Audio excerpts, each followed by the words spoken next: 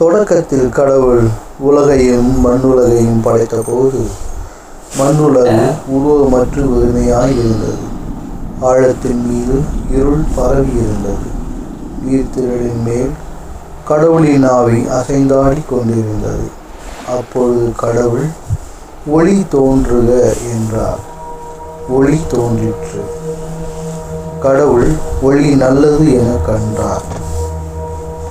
கடவுள் ஒளியையும் இருளையும் வெவ்வேறாக பிரித்தார். கடவுள் ஒளிக்கு பகல் என்றும் இருளுக்கு இரவு என்றும் பெயரிட்டார். மாலையும் காலையும் நிறைவுற்று முதல் நாள் முடிந்தது.